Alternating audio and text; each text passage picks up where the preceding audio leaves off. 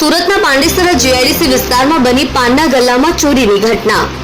સુરતના Pandesara GIDC Maruti silk મિલ્કના સામે આવેલ દર્શન હોટેલ પાનના ગલ્લામાં થઈ હતી ચોરી।